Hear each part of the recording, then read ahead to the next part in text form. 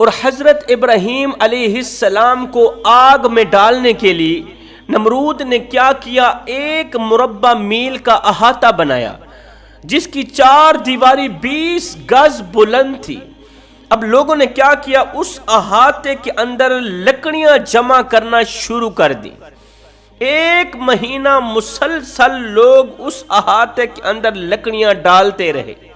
لوگ اس کام کو نیک کام سمجھنے لگے کہ یہ کام کرنے سے ہمیں ثواب ملتا ہے۔ بیوی کہنے لگی یا اللہ میرا شوہر بیمار ہے، یا خدا میرا شوہر بیمار ہے، اگر اسے سکھ مل گیا، اگر اسے شفا مل گئی تو میں ابراہیم کو جلانے کے لیے، ابراہیم کی آگ کے لیے اس احاطے کے اندر اتنی لکڑیاں پیش کروں گی۔ غریب شخص کہتا یا خدا اگر تو مجھے رزق وسیع عطا کر دے، میری یہ غربت ختم کر دے، میں صبح کھاتا ہوں شام کے لیے نہیں ہوتی، شام کو کھاتا ہوں صبح کے لیے نہیں ہوتی، اگر میری یہ غربت ختم ہو جاتی ہے تو میں ابراہیم کو جلانے کے لیے، ابراہیم کی آگ کے لیے اس احاطے کے اندر اتنی لکڑیاں پیش کروں گا۔ لوگ اس کام کو نیک کام سمجھ کے سر انجام دینے لگے کہ یہ کام کرنے سے ہمیں ثواب ملے گا۔ دھڑو دھڑ لکڑیاں آنے لگیں۔ 1 ماہ کے اندر کچھ لوگوں نے مدد کی اور باقی نمرود کی طرف سے 1 ماہ کے اندر یہ احاطہ لکڑیوں سے پر ہو گیا۔ اب اس احاطے کے اوپر تیل ڈالا گیا، لکڑیوں کی ہر ایک جگہ تیل ڈالا گیا آگ جلانے کے لیے۔ نمرود نے حکم دیا قید خانے سے ابراہیم کو باہر نکالا جائے۔ ادھر سے لوگوں نے زنجیروں میں جکڑے حضرت ابراہیم علیہ السلام کو قید خانے سے باہر نکالا۔ ادھر سے نمرود نے حکم دیا کہ لکڑیوں کے اندر آگ ڈالی جائے، آگ جلائی جائے۔ ایک دم آگ کا شعلہ نکلا، ایک دم آگ کے اندر سے شعلہ نکلا، یہ شعلہ آسمان کو چھونے لگا۔ یہ آگ اس قدر زور سے بھڑکی کہ آگ کے شعلے آسمان کو چھونے لگے۔ مجال تھی کہ کوئی پرندہ ان شعلوں کے اوپر سے گزرتا۔ ادھر سے حضرت ابراہیم علیہ السلام کو قید خانے سے باہر نکالا گیا آگ میں ڈالنے کے لیے۔ ادھر سے نمرود نے حکم دیا ابراہیم کو آگ میں ڈالا جائے۔ اللہ اکبر! ایک دم زمین و آسمان چیخ اٹھے۔ جب حضرت ابراہیم کو آگ میں ڈالا جا رہا تھا، پہاڑ رو رہے تھے، زمین و آسمان چیخ رہے تھے، فرشتے رو کر عرض گزار ہوئے یا باری تعالی آج اگر تیرا خلیل آگ میں چلا گیا، آج اگر تیرے خلیل کو آگ نے جلا ڈالا تو پھر دنیا میں زمین پر تجھے سجدہ کرنے والا کوئی نہیں ہوگا۔ ہمارے رب خلیل کی مدد فرما، تیرا خلیل آگ میں جا رہا ہے، پھر دنیا میں زمین پر کوئی تجھے سجدہ کرنے والا نہیں ہوگا، ایک ہی تیرے آگے جھکنے والا ہے، وہ ہے تیرا خلیل، وہ ہے تیرا ابراہیم۔ آج اگر وہ بھی جل گیا تو پھر کوئی سجدہ کرنے والا نہیں آئے گا، کوئی سجدہ کرنے والا زمین پر نہیں رہے گا۔ اے 70 ماؤں سے بڑھ کے محبت کرنے والے رب، اے رات کو دن میں بدلنے والے رب، تو اپنے خلیل کی مدد فرمانا۔ میرے اللہ نے فرمایا فرشتو خلیل میرا دوست ہے اور میں خلیل کا دوست ہوں، خلیل میرا پیارا ہے اور میں خلیل کا پیارا ہوں۔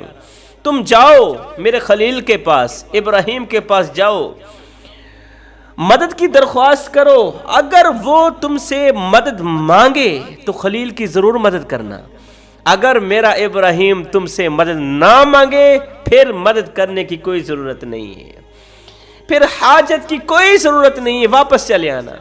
اللہ کا حکم سنتے ہی یہ فرشتے حضرت ابراہیم علیہ السلام کی خدمت میں حاضر ہوئے۔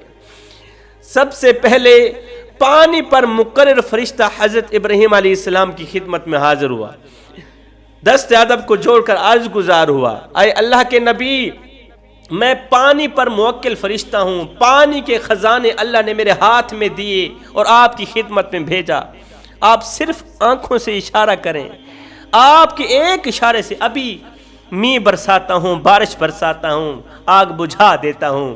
ابراہیم علیہ السلام نے جب فرشتے کی یہ مدد کی درخواست سنی تو اپنا رخ پھیرتے ہوئے کہا، اپنا چہرہ ایسے ہی پھیرتے ہوئے کہا، مجھے غیر کی مدد کی ضرورت نہیں ہے، فرشتوں مجھے مدد کی ضرورت نہیں ہے، یہ ابراہیم کی امتحان گاہ ہے، یہ آگ ابراہیم کے لیے امتحان گاہ ہے، اور امتحان گاہ میں مدد مانگنا، مدد لینا طالب علم کی کمزوری ہے، میں کمزور نہیں ہونا چاہتا۔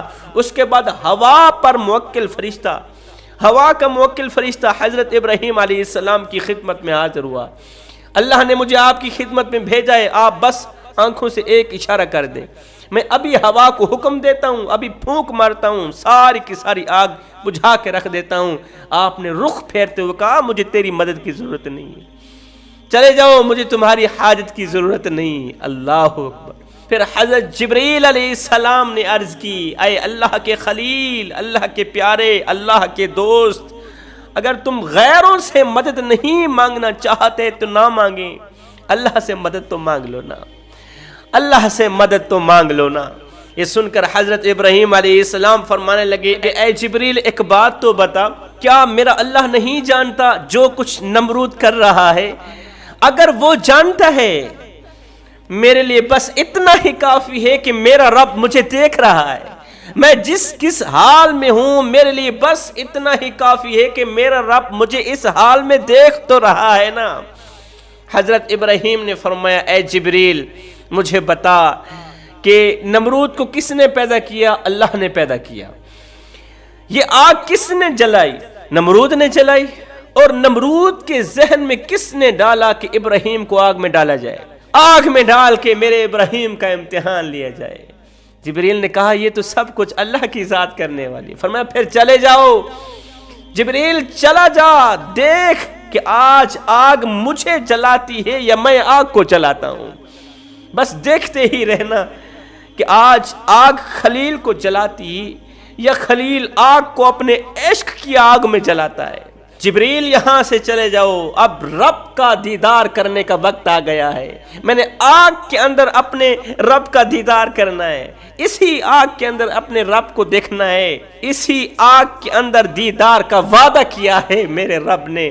بس یہ کہتے ہوئے حضرت ابراہیم علیہ السلام نے تمام فرشتوں کو ایک سائڈ پہ کیا، تنہا اکیلے آگ میں داخل ہوئے۔ جیسے ہی حضرت ابراہیم آگ میں ڈالے گئے، آگ کی تہ تک پہنچے، میرے اللہ نے فرمایا، آگ اے آگ سرد اور سلامتی والی ہو جا، اے آگ اگر تو نے میرے ابراہیم کی زنجیروں کے سوا ایک بال بھی جلایا، ایک رونگٹا بھی جلایا تو یاد رکھنا تجھے ایسے عذاب میں ڈالوں گا جس کا کوئی شمار نہیں ہوگا، تجھے دردناک عذاب میں مبتلا کروں گا اگر تو نے میرے ابراہیم کا ایک بال بھی جلایا تو۔ ہائے، اسی وقت آگ میں جلنے والی لکڑیاں گلاب بن گئی، آگ کے اندر آب شیری کی نہریں جاری ہو گئیں۔ 40 دن حضرت ابراہیم علیہ السلام اسی آگ کے اندر رہے۔ آگ کے اندر آپ کو وہ سرور اور راحت میسر ہوا، وہ سرور اور راحت میسر ہوا کہ آگ سے نکلنے کے بعد پھر زندگی میں نصیب نہ ہوا۔ جب یہ آگ ٹھنڈی ہو چکی تھی، جب تمام لوگوں کو پکا یقین ہو گیا تھا کہ ابراہیم ختم ہو گیا، ابراہیم کی ہڈیاں بھی جل گئیں، جب یہ آگ ٹھنڈی ہو گئی تو اللہ نے حضرت جبریل کو بھیجا، جبریل وہی لے کر آئے، حضرت ابراہیم علیہ السلام کی خدمت میں حاضر ہو کر ابراہیم کو اللہ کا سلام دیا، ساتھ میں کہا، اے خلیل تیرا رب فرما رہا ہے، اب تو تم نے دیکھ لیا ہے نا کہ میرے پیاروں کو آگ نہیں جلاتی، میرے دوستوں کو آگ نہیں جلاتی، جو میرے ہیں نا ان پر آگ اثر نہیں کرتی، جسم کو تو کیا ان کے بالوں کا بھی آگ کچھ نہیں بگاڑ سکتی۔